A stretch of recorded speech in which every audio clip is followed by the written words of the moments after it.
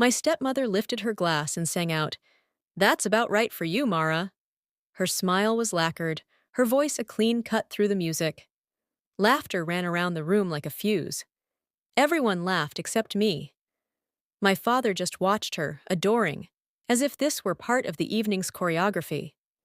I sat there with my hands still, and the USB in my pocket heating my leg like a brand. They had no idea what I'd brought, no idea what I was about to do. People say every family guards a little darkness.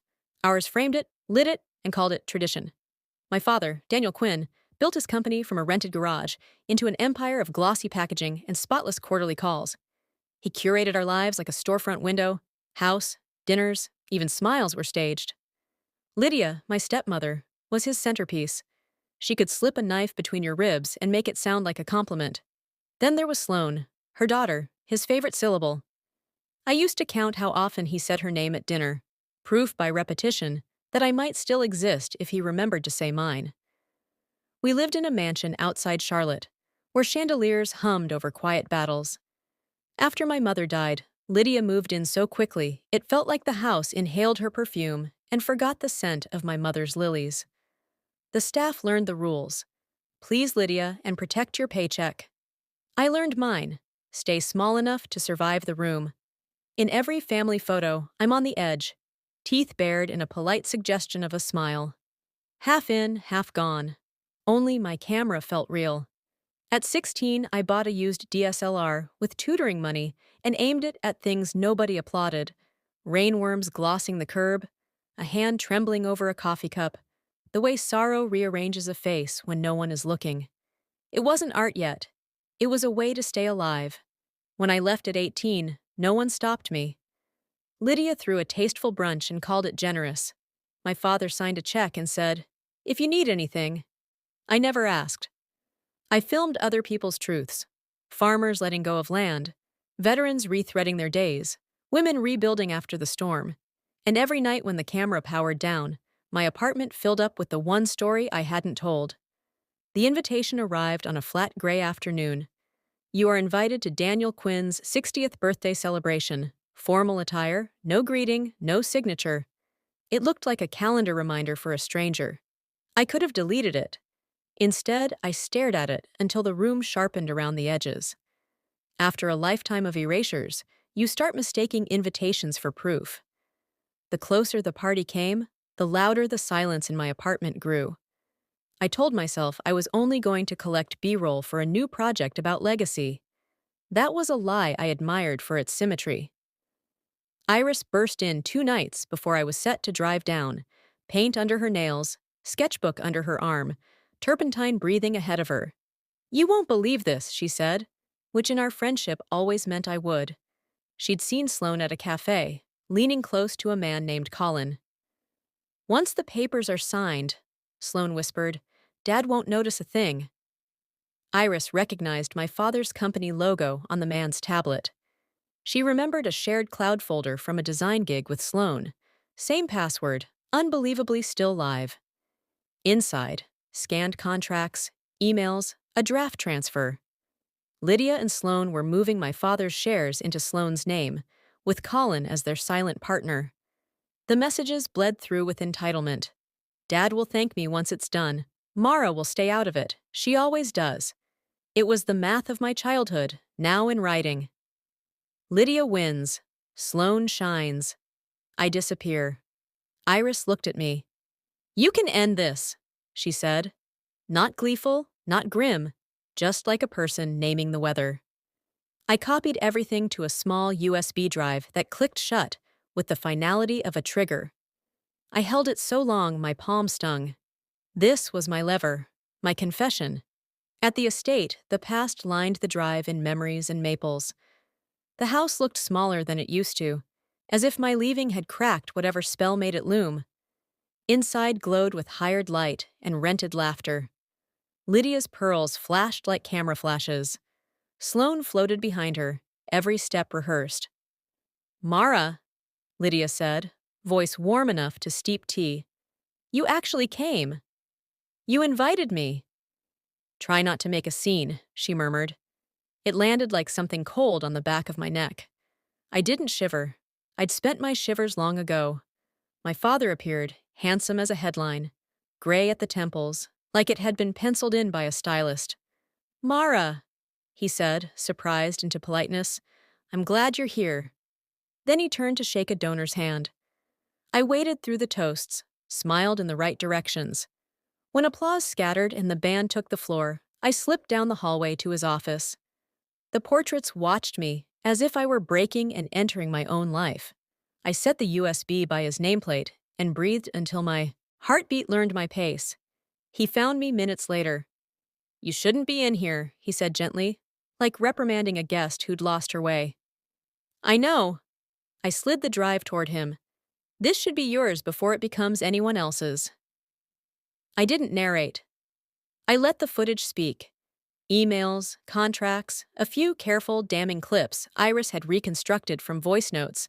Lydia's voice smooth as a lake. Once the transfer clears, Daniel won't see the change until Q3. Sloane laughing softly. He'll probably thank us. Colin cautious. And Mara? Lydia again, dismissive. She films sad people for a living. She's not watching the balance sheets. I watched the light of the screen break against his glasses when understanding took him. First confusion, then the tiny, honest flinch of a man whose reflection had just told him a different story. When it ended, the room filled with distant saxophone and our breathing. He set the mouse down like it might bruise. Mara, he said, using my name like a fragile thing. You could have humiliated us out there. I wasn't here to burn it down, I said. I wanted you to see me.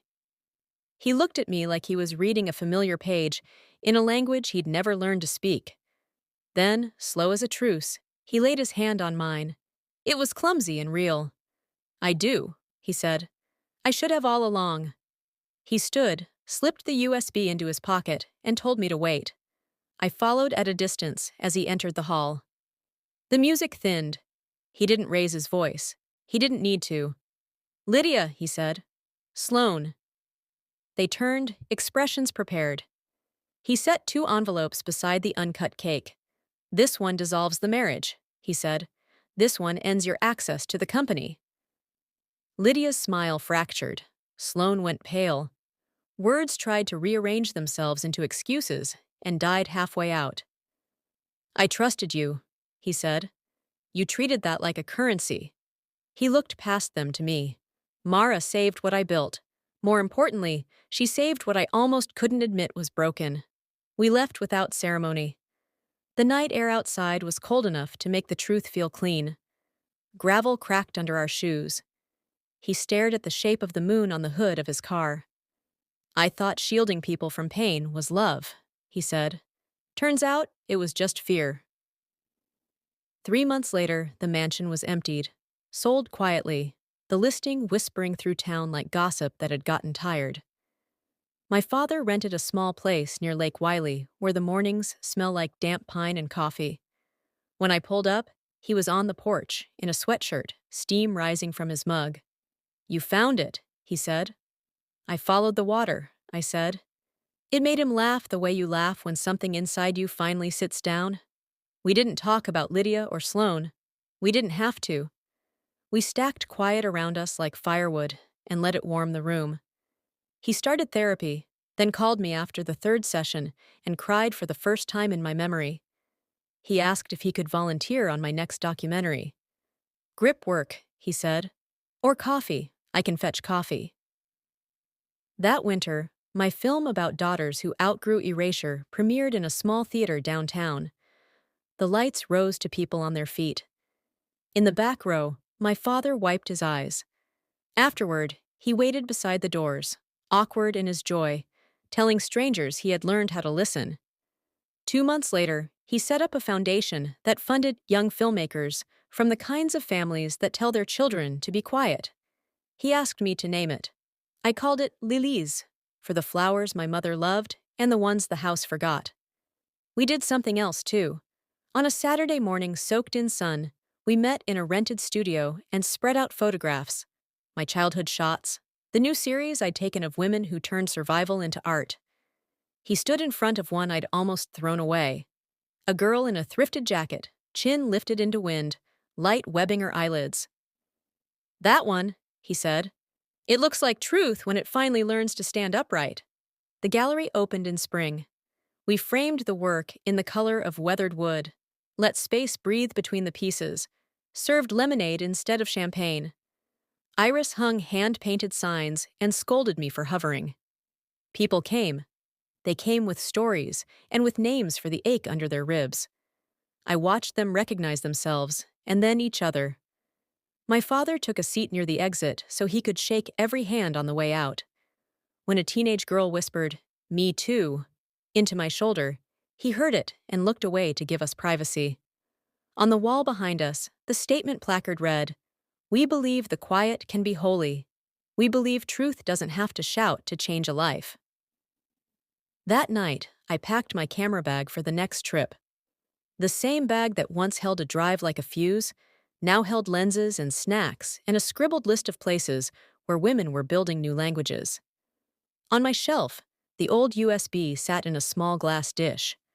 I kept it not as a weapon, but as a relic. Evidence that truth survived the rooms that tried to starve it. My phone buzzed. A text from my father. "Proud of you, kid. Don't ever crop yourself out again." I smiled into the quiet and answered, "I won't." People like to imagine revenge as fire. Loud, bright, final.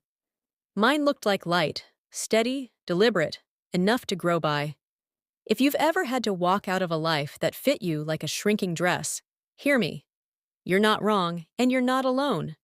Tell me what you left and what you're building now. I read every message, and I promise you, your voice doesn't have to scream to be heard. It only has to be yours.